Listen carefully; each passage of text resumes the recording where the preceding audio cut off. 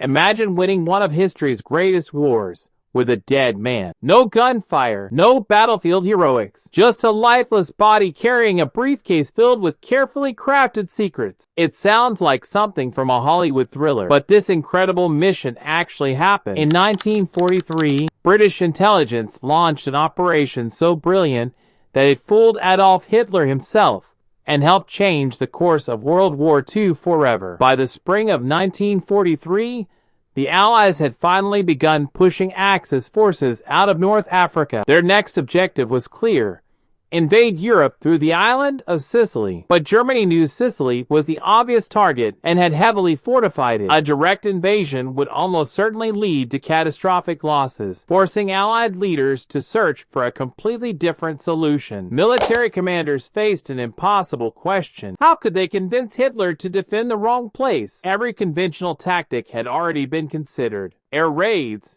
misinformation, and fake radio signals were simply not enough. If this deception failed, thousands of Allied soldiers would pay the price before they even reached the beaches of Sicily. Inside Britain's top-secret intelligence headquarters, a remarkable proposal began to take shape. Instead of fighting Germany with more weapons, they would fight with information. The plan sounded almost absurd. They would create a fake British officer carrying secret invasion plans and allow those documents to fall directly into enemy hands. There was only one problem: the officer couldn't be alive. A living spy could be captured, questioned, or expose the mission. The only way to make the deception believable was to use someone who could never reveal the truth. It was one of the boldest and most controversial ideas ever considered during the Second World War. British intelligence approved the operation and immediately began planning every detail. This wasn't just about planting documents. They had to create an entire human life from nothing. Every letter, every receipt, every photograph, and every personal item had to convince German intelligence that this officer had truly existed. The fictional officer was given a name: Captain William Martin of the Royal Marines. He would appear to be a trusted courier carrying highly classified military documents. To everyone who found him, he had to look like a real man with a real career, real relationships, and a real future that had been tragically cut short. The team filled his pockets with everyday belongings: a wallet, house keys, train ticket, theater stubs, family photograph, and handwritten love letters from a woman named Pam. None of it was real, yet together these ordinary items created a life so convincing that even experienced investigators might never question it. Attached securely to Captain Martin's wrist was a leather briefcase. Inside were carefully forged military letters suggesting that the Allies planned to invade Greece instead of Sicily. If Germany believed those papers, Hitler could move thousands of troops away from the Allies' true target without ever suspecting the deception. With every detail finally complete, the operation was ready to begin. One body, one briefcase, one extraordinary deception. The success of the entire invasion now depended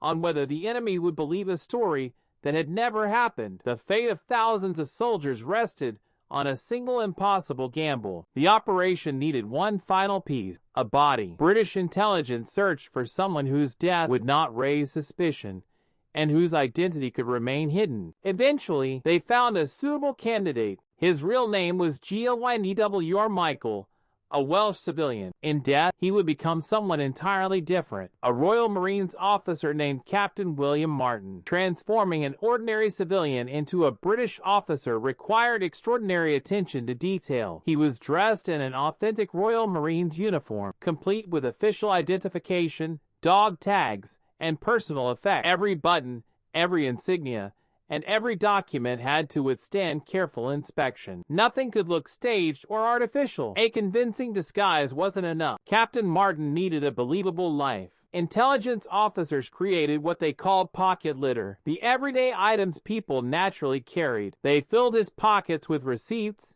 ticket stubs, bank statements, keys, and small personal belongings that quietly told the story of an ordinary British officer. To make the story even more believable, they invented a fiancée named Pam, a smiling photograph, handwritten love letters, and an engagement ring receipt suggested a young couple planning their future together. These deeply personal touches weren't military secrets, but they became some of the most convincing evidence that Captain Martin had truly existed. Chained securely to Captain Martin's wrist was the mission's most valuable asset, a leather briefcase containing highly classified documents. The letters suggested that the Allies planned to invade Greece and Sardinia instead of Sicily. If German intelligence accepted those papers as genuine, the deception could change the entire course of the war. Everything was finally ready. The Royal Navy submarine HMS Seraph quietly departed on its classified mission into the Mediterranean Sea. Only a small number of officers knew what they were carrying. There would be no second chance. Once the submarine reached Spain, the operation would be completely beyond Britain's control. Before sunrise, in the early hours of April 30th, 1943, HMS Seraph surfaced off the coast of southern Spain. The crew gathered silently on deck. The captain read a short prayer before the body was prepared for release. Everyone understood they were witnessing one of the most unusual operations in military history into the sea. With complete respect, Captain William Martin was gently released into the cold Mediterranean water. The current slowly carried the body toward the Spanish coastline, exactly as British planners had predicted. From this moment on, success depended entirely on chance, and on whether the enemy would believe the carefully constructed illusion. An unexpected disc. Hours later, a local Spanish fisherman noticed something floating in the water. As he moved closer, he discovered the body of a British officer still carrying a locked briefcase chained to his wrist. What appeared to be a tragic accident was actually the opening chapter of one of history's greatest intelligence operations. Spanish authorities recovered the body and its belongings before informing British officials through diplomatic channels. Everything now depended on one critical question: would the secret documents remain untouched, or would they quietly find their way into German intelligence? The fate of Operation Mincemeat was no longer in British hands. Back in London, British intelligence could do nothing but wait. Months of planning had led to this single moment. Every hour felt longer than the last. If the body failed to reach the right hands, or if the deception was uncovered, Operation Husky, the Allied invasion of Sicily, could become one of the greatest disasters of the war. Spain was officially neutral during World War II, but both the British and the Germans operated secret intelligence networks there. British planners quietly hoped the classified documents would be examined by German agents without Spain openly taking sides. It was a dangerous gamble, but everything was unfolding exactly as they had predicted. Behind closed doors, the leather briefcase was secretly examined. Skilled intelligence officers carefully opened the sealed envelope, photographed every page, and then resealed them with remarkable precision. Their goal was simple: to steal Britain's secrets without leaving behind a single clue that the documents had ever been touched. Within days, copies of the classified papers arrived at German intelligence headquarters in Berlin. Senior analysts immediately began studying every detail. They examined signatures, military terminology, official stamps, and handwritten notes, searching for even the smallest mistake that might expose the documents as a carefully planned deception. But the deeper the Germans investigated, the more authentic everything appeared. The military language matched official British communications. The personal letters felt emotional and genuine.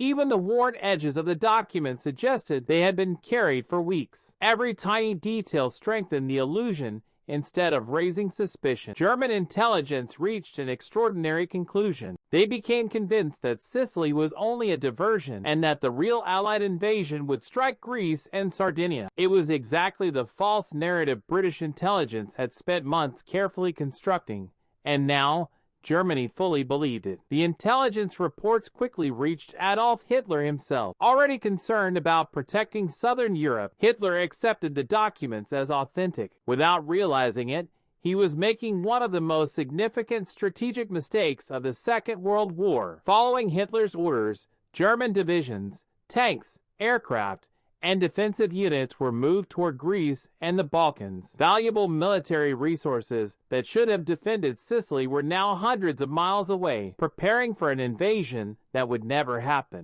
With German reinforcements redirected elsewhere, Sicily became far less protected than Allied planners had feared. Without firing a single shot, British intelligence had successfully reshaped Germany's entire defensive strategy through nothing more than a carefully crafted story. The deception had worked, but time was running out. If Germany discovered the truth before the invasion began, every advantage would disappear. Allied commanders now faced a race against the clock. The success of Operation Husky, and perhaps the future of the war itself, would soon be decided. Before dawn on July 10, 1943, thousands of Allied soldiers crossed the Mediterranean toward Sicily. Warships filled the horizon while aircraft roared overhead. Months of planning and one extraordinary deception had led to this moment. The largest amphibious invasion of the war so far was finally underway, and the fate of Europe hung in the balance. As Allied troops stormed the beaches, German and Italian defenders responded with relentless machine gun fire,